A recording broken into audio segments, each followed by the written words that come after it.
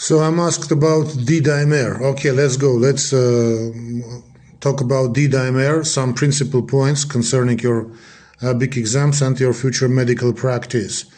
My beloveds, about D-dimer. So D-dimer, what is D-dimer? It's a fibrin degradation product formed when a blood clot is broken down by fibrinolysis. It's it's a key biomarker for detecting abnormal clot formation and breakdown in the body.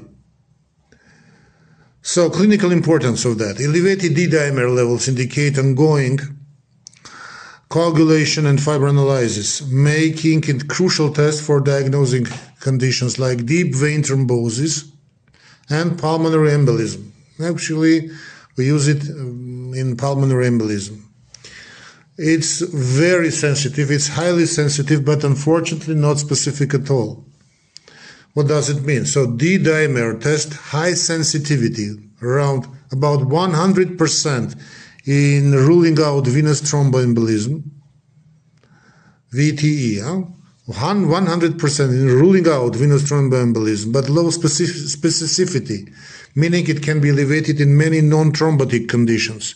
What does it mean? It means negative D-dimer, period. Rule out venous thromboembolism. No questions. No thromboembolism at all. If this is a negative, it's a positive, low specificity. It can be elevated in many non-thrombotic conditions. Okay, so clinical importance of that. Negative D-dimer test effectively rules out thromboembolism in low-risk patients, but a positive test requires further imaging. You know it. Computer tomography, pulmonary angiography, etc. So, what conditions? D-dimer can be elevated in many conditions. Aside from thromboembolism, D-dimer levels can be seen in infections, in pregnancy, in surgery and trauma, in cancer, in a lot of inflammatory diseases, for example, sepsis, viral infections, etc., etc., etc. So clinical importance, this explains why D-dimer is non-diagnostic by itself and must be always be interpreted in context with other clinical findings, as well as the same. It's true concerning all other analyses. Okay, so negative dimer, it's a sensitivity, but specificity very, very low. Okay, I repeat it. So we understand that, and we have to understand that the negative D-dimer, we can put a period, point, no thromboembolism here.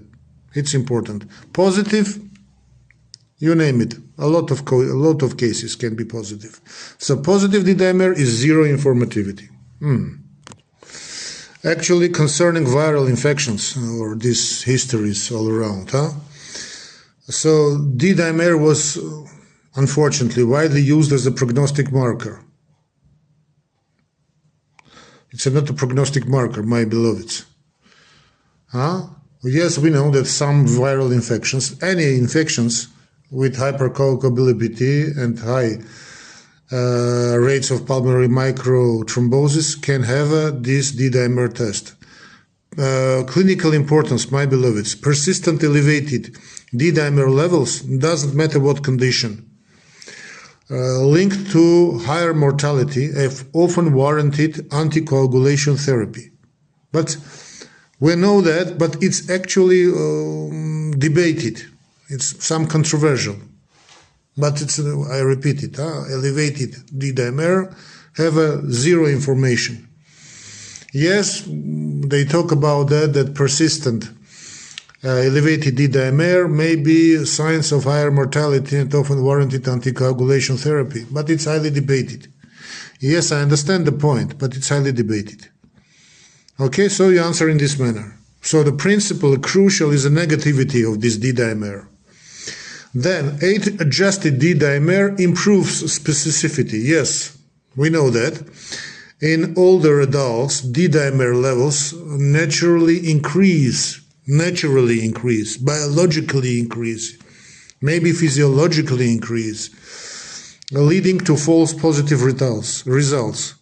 The age-adjusted formula is age, so aged in years multiplied by 10 for patients 50 plus. But anyway, my beloveds, hallmark is a negativity of D-dimer, not positive.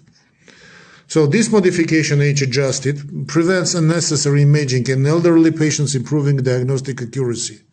I repeat it several times, and I repeat it now. Hallmark is a negative D-dimer that rule out thromboembolism risk. Concerning disseminated intravascular coagulation, DIC. DIC is a life-threatening condition where widespread clotting leads to depletion of clotting factors and platelets. D-dimer, in this case, is markedly elevated. So this is exemption. D-dimer is markedly elevated in DIC, due to uncontrolled fibrinolysis. Clinical importance. In suspected disseminated intravascular coagulation, D-dimer is part of DIC scoring system alongside platelet count, fibrinogen, and PT-INR ratio. But only in this case, I suppose. So we have the Wells score and D-dimer testing. So this is the Wells score. The Wells score is a clinical prediction for DVT, deep venous thrombosis, pulmonary embolism. In a patient is in a low-risk category, negative D-dimer test can safely rule out any risk of thromboembolism without further imaging. So using the Wells score before ordering a D-dimer test reduces unnecessary testing and imaging. It's concerning Wells score. Yes, might be on your exam. False negative D-dimer results can occur, although rare, very rare. So you can be asked about that. False negative results can happen. The clot is very small or old. D-dimer declines after a few days. We know that, after a few days. Like, for example, troponin in 3, 4, 5, 6 hours after acute myocardial infarction. The same when the clot is small or old, D-dimer declines after a few days. The patient is on anticoagulants. Yes, obviously. D-dimer is test performed too early. I mentioned about this above, or too late in the disease course.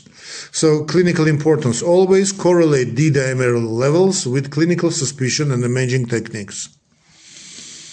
So point of care of this D-dimer testing. Many hospitals and emergency departments use rapid D-dimer assays which provide results within minutes. These are especially useful for acute pulmonary embolism and deep venous thrombosis evaluation.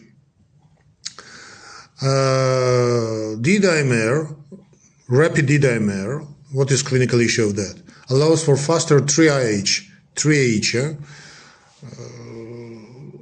and decision-making in emergency settings.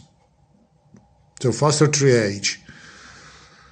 D-dimer and stroke. In patients with suspected ischemic stroke and elevated D-dimer might suggest a cardioembolic or large vessel stroke rather than a lacunar stroke. Clinical D-dimer levels can help guide stroke classification and determine in further thrombosis workup if further thrombosis workup is needed. So that's all concerning D-dimer. That's a question that I'm asked, and I remarked that these questions often followed on big exams, board exams. So answering this manner will provide your excellent, I suppose, very good mark on your board exams, as well as be careful in MCQ tests. Actually, concerning MCQ tests, not only MCQ tests. My beloveds, don't forget to follow and subscribe my YouTube channel, Dr. Y. Now you're watching now. And don't forget and follow and subscribe my private Dr. Y Telegram channel, when you can find a lot of interesting cases, your MCQ tests, students' cheat sheet lists, a lot of interesting surprises, maybe gifts, why not? So how to find my Dr. Y private Telegram channel? So the same name, huh? Dr. Y. Y like question. W-H-Y. Y. So you tap without mark, of course. Huh? So you tap in searching mode Dr. Y, W-H-Y, Dr. W-H-Y. You find this. It's a bot in Telegram. You click start and choose plan that suits you. And it will be okay. We will talk about this. You will find each other, we will find each other, and we will talk about that. But very interesting thing. So, good luck, stay blessed, and God bless you, of course.